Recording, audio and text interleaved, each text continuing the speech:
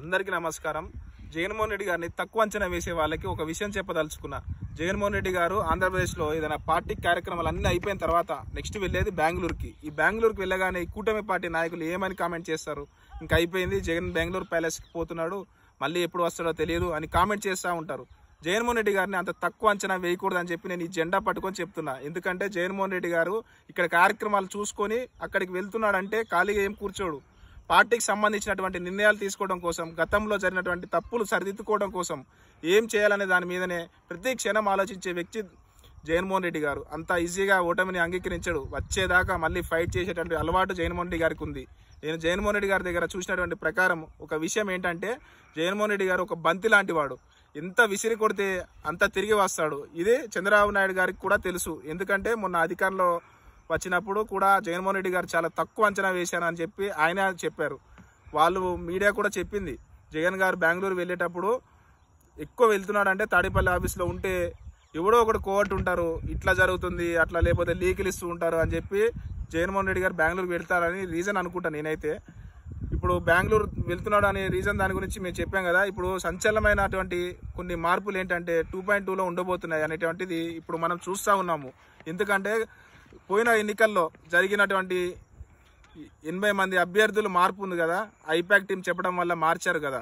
పక్క నియోజకవర్గాల సంగతి కాదు, ఏకంగా జిల్లాలే అభ్యర్థులను మార్చేశారు. ఇంత ఎఫెక్ట్ అయ్యింది, ఇంత పనికి మాలిన నివేదికలు ఇచ్చారు వాళ్ళు ఐపాక్ టీం వాళ్ళు. ఇప్పుడు కొత్తగా వ్యూహకర్త ఋషిరాజ్ సింగ్ జగన్ గారికి పనిచేయడానికి ఒప్పందాలు అయితే కుదుర్చుకోవడం జరిగింది. చాలామంది మన వైసీపీ వాళ్ళకి కూడా తెలియదు.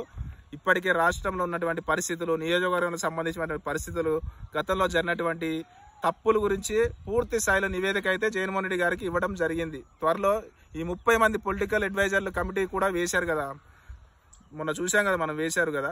త్వరలో జగన్మోహన్ రెడ్డి గారు జనంలోకి కూడా వెళ్ళడానికి నిర్ణయం తీసుకున్నారు. ముఖ్యంగా కార్యకర్తలకు సంబంధించి ఇది ఇంపార్టెంట్ పాయింట్. కార్యకర్తలు పార్టీ కాపాడేది వాళ్ళే.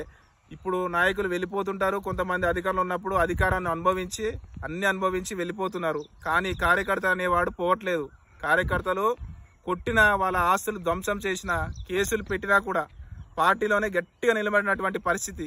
ఈ అంశం పరిశీలించినటువంటి క్రమంలో మరి కార్యకర్తలకు మనం పార్టీకి ఏం చేయాలనే ఒక ఉద్దేశంతో నెక్స్ట్ సభ్యత నమోదు చేయడంతో పాటు అదేవిధంగా కార్యకర్తలకు సంబంధించిన బీమా సౌకర్యాన్ని కార్యకర్తల కుటుంబాలకు కూడా ఈ బీమా సౌకర్యం కల్పిస్తా అనేది ఒక మంచి కార్యక్రమం తీసుకున్నారు జగన్ గారు. ఈ విషయంలో అయితే జగన్ గారికి వైఎస్ఆర్ కాంగ్రెస్ పార్టీ తరఫున, మా తరఫున థ్యాంక్స్ చెప్పుతున్నాను. అట్లాగే ఖచ్చితంగా వాళ్ళకు కొన్ని కీలక బాధ్యతలు ఇచ్చి, వాళ్ళకు ప్రయారిటీ ఇచ్చి, నియోజకవర్గంలో ఏదైనా ప్రజా సమస్యలు కానీ, ప్రభుత్వ వ్యతిరేకత విధానాలకు సంబంధించి కానీ వాళ్ళ సలహాలు తీసుకోవాలని చెప్పి జగన్మోహన్ రెడ్డి గారు ఒట్టి పెద్ద నాయకులు, డబ్బున్న నాయకులతో కాదు, మాలాంటి చిన్న నాయకులతో కూడా సలహాలు తీసుకోవాలని చెప్పి కోరుకుంటున్నాను. ఇట్లా మీ పి కోటేశ్వరరావు, కందుకూరు నియోజకవర్గం.